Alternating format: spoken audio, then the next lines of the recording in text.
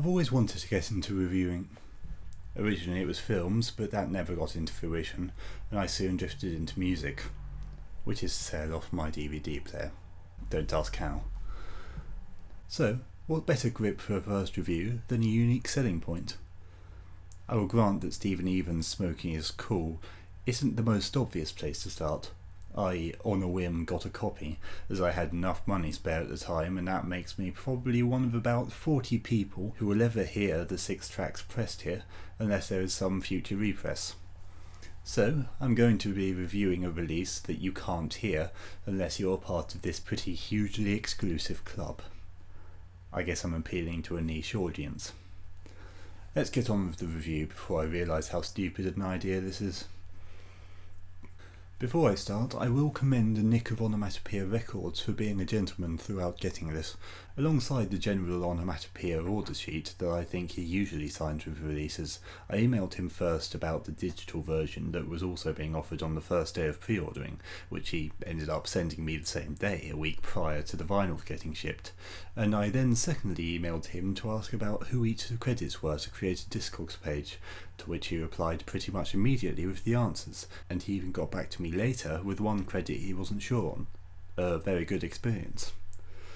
Onto the actual release itself, it is a lathe-cut, single-sided clear vinyl, which looks very nice indeed and also serves a practical purpose in being easier to handle without getting your grubby hands on the grooves, which I never like doing. The release itself had some variety to it. Each release had some kind of unique set of attributes. You can see what those are on the Discogs page I created for it, but visible on screen at least is my copy. As I've laid everything out but the tracks, I think it's about time we get there. The record starts out with a jittery roar in the best way possible, with some very on-brand, slightly off-kilter raw guitar work in an interesting time signature with the King of Shit score. Stephen's vocals stand out well as they are fairly unique, unrefined but in a good way.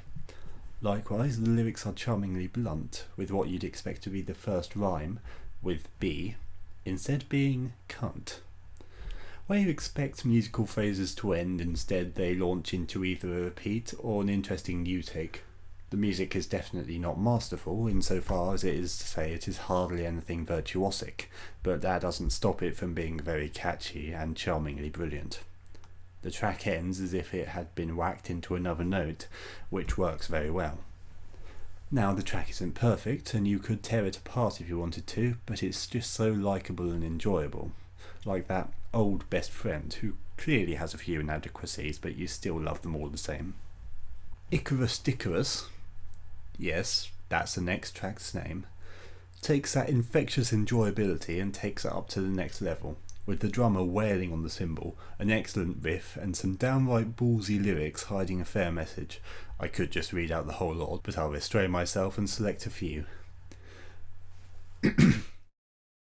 Drugs have made your mind go flappy.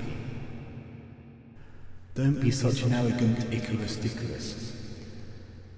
You like to twist your knickers, old man going on 6 years old. Don't be such an arrogant bloody weapon. Granted, again, in a lesser song these would be points of ridicule, but this song is just again a very charming little thing, and it also doesn't have to rely on being just the charm, with an excellent melody for a backbone and not that much of a reliance on strange time signatures to make a compelling track. This is probably my second favourite track of the bunch, you'll see my favourite soon. Up next is Tin Shack, which hits you with quite a tonal whiplash, though it is done well. To compare it to another onomatopoeia release, this is probably the me fish bring type of the bunch. The piano works very well, and Stephen's vocals are mastered in a way that I really like, possibly as this is made for vinyl, but it is really made to stand out. The strings that come in later are also very welcome. This is the Bill Drake of the album, and it's been done really well. Next we have Kitty Pants, which is a cover of a shellac song, but I haven't got around to hearing the original yet. Played entirely at home on keyboards, the Casio sound is iconic and really doesn't feel out of place in the album. The synthesizers and the composition make a very homely and welcoming sound, and this was probably the best choice of a cover to include. It just works so well in context. I could draw comparisons to several things, but the one that came to my mind immediately was the OST to Fez. This track wouldn't be out of place there. I Just Want to Be Your Friend starts out slower in a more traditional rock setting, which is put perfectly in context. The song is sentimental and the lyrics hit a bit too hard than I'd like to admit. Add on to that the very well put together melodies and vocal harmonies, and this is just brilliant. Excellent all around, my favourite track of the record. By Little Stars, Little Fires, I will be honest, I'm not that big on this one. I Want to Be Your Friend was an excellent ending, though this little campfire addendum is a nice little thing to end the album on too, I guess. It makes you sit back and reflect on yourself as the track goes on. It's hard to judge. It feels as though it oughtn't work, but it does.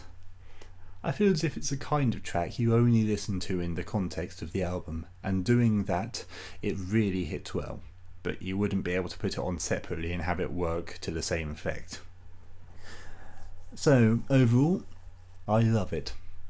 I wasn't that huge on Stephen EvEns before. What I'd heard of his was always a bit too clunky and cut and dry for me, and I got this album with the proviso that even if I didn't like it, I'd still have something hugely limited, but it strode right past that, straight into my heart. I do hope that at some point this gets a wider release. This music deserves to be heard beyond a listenership of only 40, give or take. 6 songs, of which all are exemplary in at least some context. They need to be heard by more. 9 out of 10. Thank you for listening.